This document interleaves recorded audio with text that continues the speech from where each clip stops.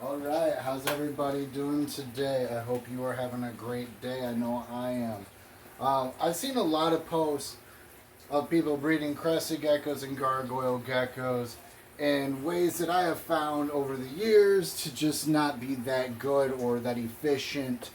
So I wanted to do a quick video going over how I bred crested geckos and gargoyle geckos, kind of explain all of it to you, why I did it this way, and see if I can help some of you guys out there. So I like to start off with these totes here. They're a little bit taller, a little bit more narrow. They have the latches on the side, so I always just feel like it's a little bit more secure.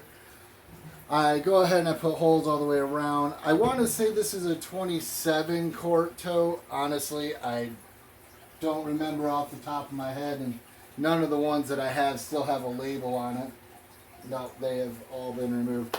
But this is what I find really good to use. Now, a lot of people are like, well, that's way too small. Now, the way that I bred crested geckos and gargoyle geckos is I kept one female per cage, and then I would have 3 females paired up to the same male. So every 10 days, I would take the male out of the female's cage and move him to the next female's cage. So most of the time, the females were all by themselves. Now you see that I'm putting dirt in here like this, and a lot of people are like, well, why would you do that? You're going to be breeding. Don't you need a lay box? I used lay boxes in the beginning, and honestly, over the years, I just kind of got away from them. There, in my opinion, is no need for it. Give them a good amount of soil all through the bottom. Like you see, this is actually going up to about here and here. See where my fingers are at. Give them the soil. It just makes them feel more comfortable. They can lay anywhere they want. A lot of times, if you're using a dual dish like what we used to make for you guys, or if you're using some other way to hold the dishes, a lot of times they'll go underneath it. If you have a good hide in there, a lot of times they'll go underneath that also. But right now I'm just kind of showing you how I like to set up crested gecko cages for breeding. As you guys know, I am a huge fan of corrugated tile. You can get 10 feet of this for like $5. You take a Sawzall, you cut lengthways if you want just the half log hides, or you just leave it in a hole like this. It works great for them. I do recommend taking sandpaper, like a heavy grit, and just go ahead and scratch it up really good. That does make the geckos be able to climb on it a lot easier. So that is what I have done. I used a wire brush on a long pole to do the inside of this to get it nice and roughed up for them. And this is the half log hide that I use in this cage. I like to put them right about in the back here, the food dish here. That way it helps hold the tube up off the ground a little bit, but also gives a nice place for them to hang there and get to their food. Actually, this is actually missing a hide. Let's grab another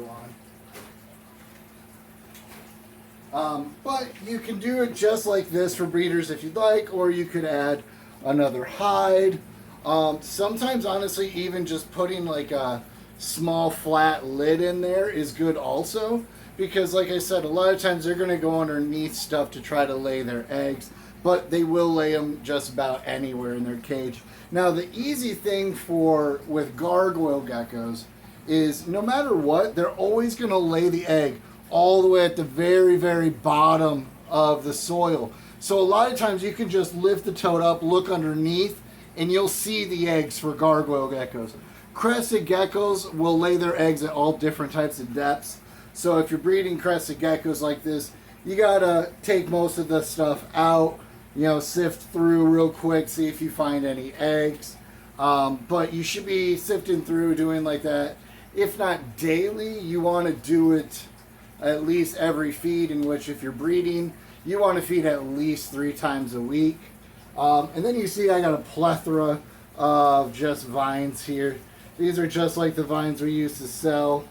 We get all tangled up like this too. But we have little chunks that we toss in here. Once again, it's something that the geckos will be able to go underneath, go inside of, and be able to feel secure like they are out in the wild. But this is about how we bred all of our crested geckos and gargoyle geckos. We've done many other species just like this and just had a ton of success. Now, a few of the benefits of keeping one female per cage and then having a designated male that rotates through the 3 females, or you could do 4 females per male. It's whatever you feel most comfortable with, but you can keep track of genetics a lot easier. So when you do go to sell a baby, you can at least answer the question that comes up more than anything. What is the lineage of the gecko? What did the parents look like? If you're planning on selling geckos, you are definitely going to get that question a lot. So that is why I recommend doing 1 female per tote and usually 3 to 4 females per male, and have him rotate through. And he'll get his job done. It gives the females a break from being stressed out by the male, and it just makes for a lot healthier breeding overall for your geckos. Now, if you have any questions, please let me know. Shoot them down in the comments. I'll be right there to help you out, answer them.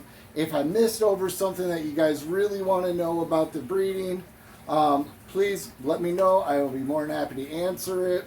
I kept all mine at room temperature, right around 70 to 72 degrees. I would pair my males and females for the first time in December, and I'd run that all the way to August, and then I would separate them for a few months before starting breeding again. So that's exactly how we did it here at D&E and had tons of success. Like I said, any more questions, please leave them down in the comments. I will be there right there to help you out. You guys have a great rest of your day, and thank you for hanging out. Please like, subscribe, and share those videos so we can help and support the channel.